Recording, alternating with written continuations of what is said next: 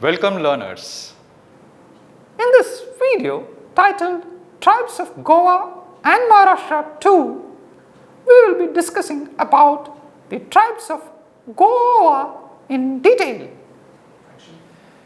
Tribes of Goa and Maharashtra 2. Goa has been invaded by Aryans just like the other parts of India.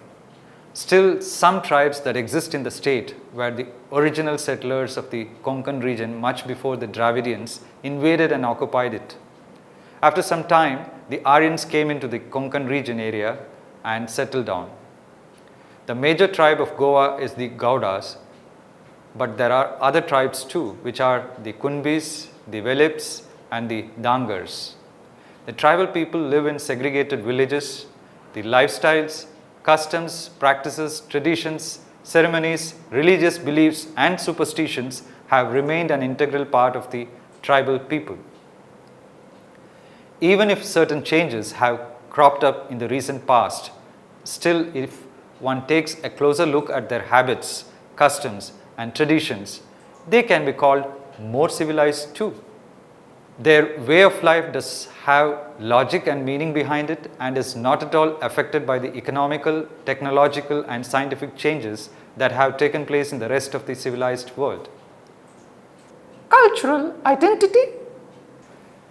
There have been no records of where from the Gowdas have migrated to Goa. They have known as the Gowdas as they reside in the interior villages of the Goa. Vijay M. Gowdas and Mahesh Velip in the year 2014 stated, the Gowda, Kunbi and Velips are the first settlers of Goa as per the study of tribal community mostly settled in all talukas, who though converted to Christianity still retained the most ancient folk tradition of the land. Their songs and dances belonging to the pre-Portuguese era are uniquely social and not religious.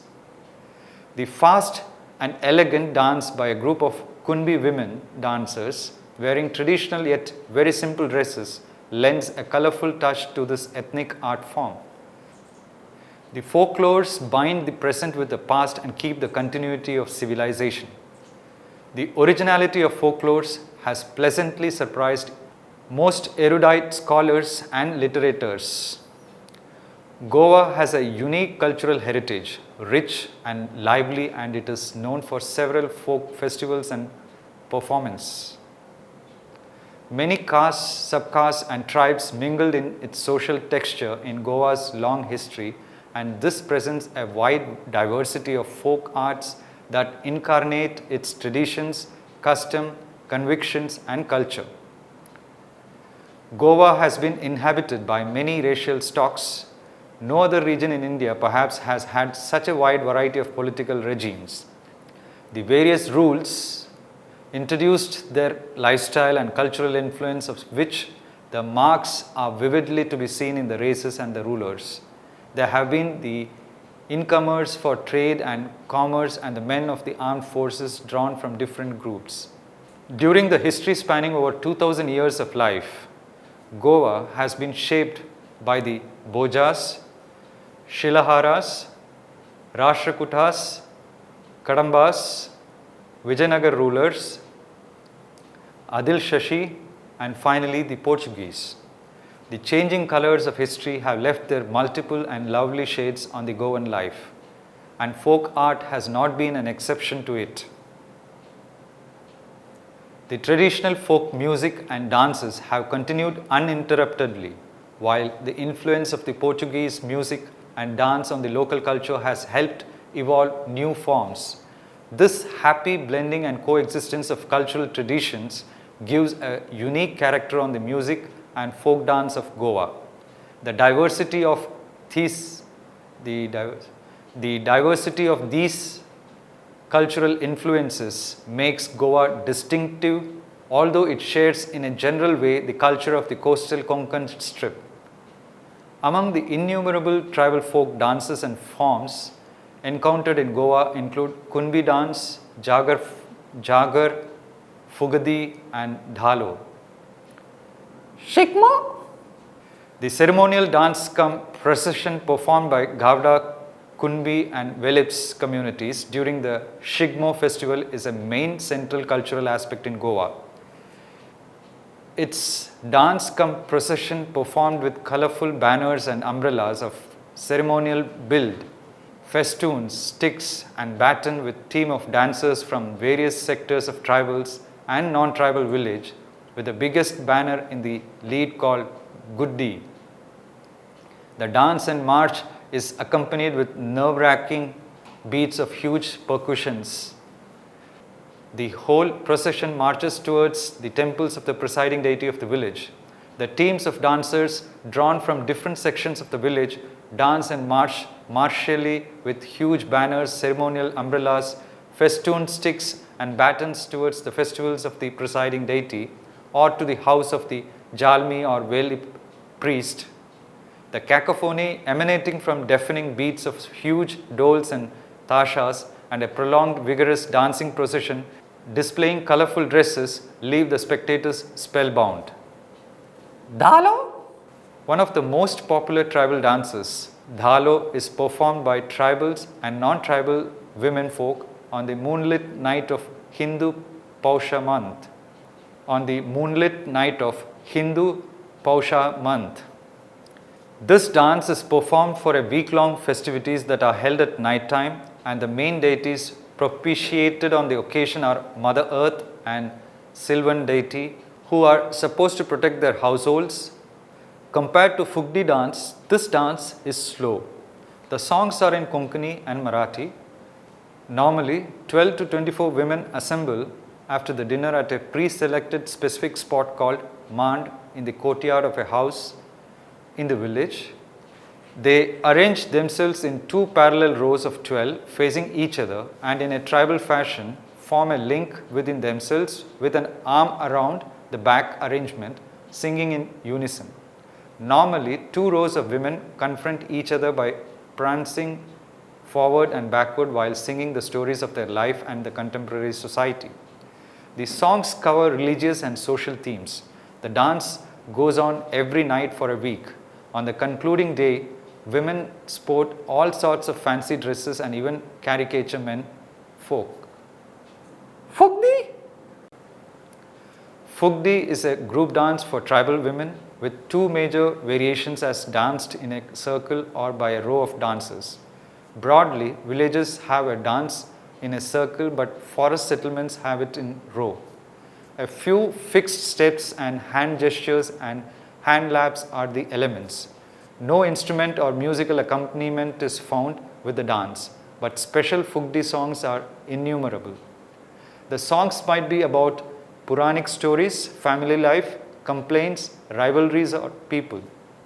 Fukdis of different types are danced by tribal and non-tribal women at such festival as the Dalo or Ganesh Chaturthi, that is at both strictly at religious and folk celebrations. Striking variations is the Kalashi Fukdi before goddess Mahalakshmi during the Vrata offered to that goddess.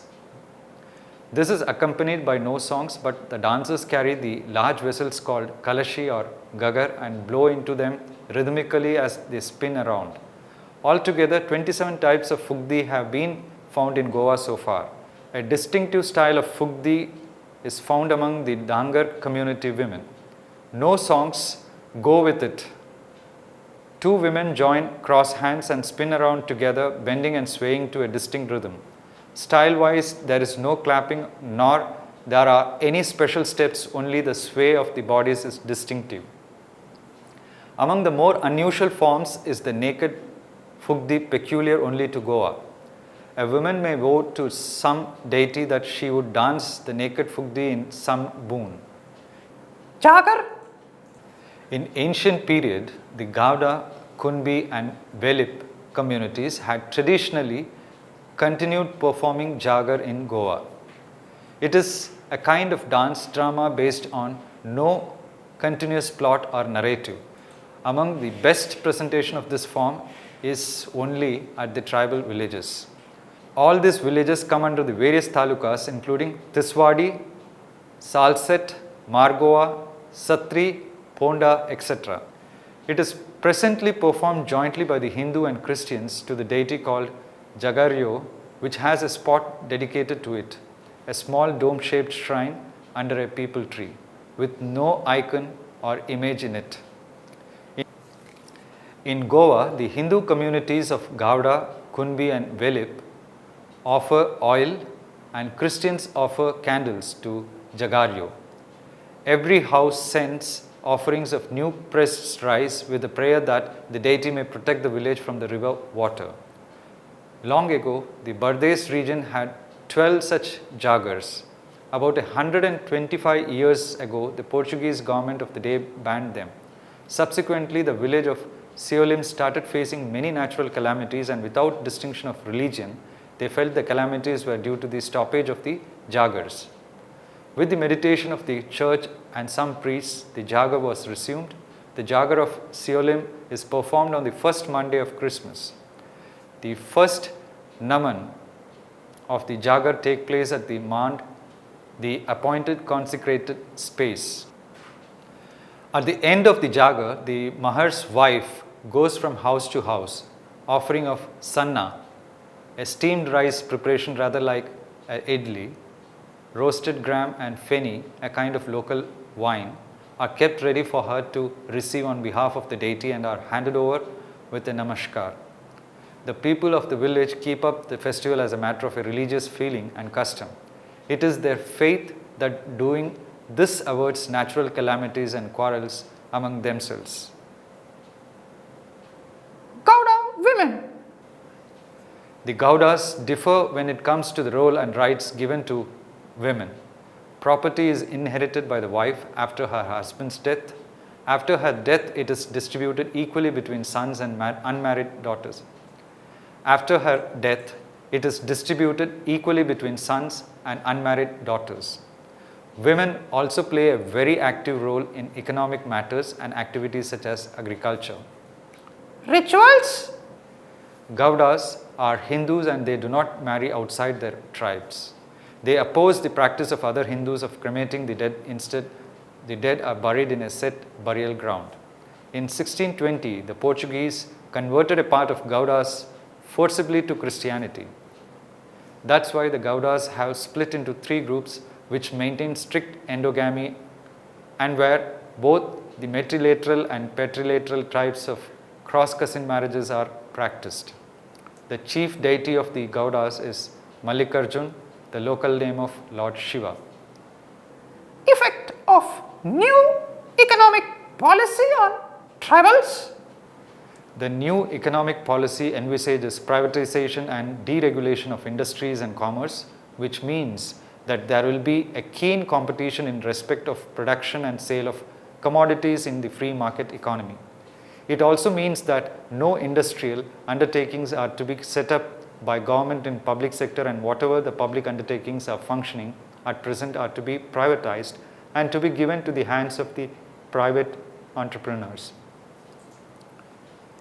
It also means that no industrial undertakings are to be set up by government in public sector, and whatever the public undertakings are functioning at present are to be privatized and to be given in the hands of the private entrepreneurs. This policy will have a serious and adverse effect on the tribals. At present, there is a minimum 7% job reservation in government and public undertakings for the STs. If more and more industries are to be privatized, then the number of jobs available in government and public sector companies will be reduced to a very great extent, which in turn would reduce the quota for the STs. Because of the new education policy of the government, a large number of tribal children are taking higher education, but they are still not in a position to compete with the students of other communities. Therefore, the tribals are not likely to get jobs in the private sector on merit basis. Besides, the tribals do not have any trade skills which other communities like goldsmith and blacksmiths acquire due to inheritance and by undergoing formal training. Therefore, they will not be able to fall back on their family business as such. There is an apprehension that there will be large-scale unemployment among the ST children in the near future, which will result in a widespread frustration among them. The government may therefore think in terms of asking the private entrepreneurs to keep certain quota for the STs in jobs, or to make some alternative arrangements. This new economic policy may also perhaps bring welfare for the community in general, but so far as tribal communities are concerned, it will have an adverse impact on them. Conclusion. The aim of this unit was to help you understand the meaning and socio-economic cultural status of different tribal communities in Goa. Thank you.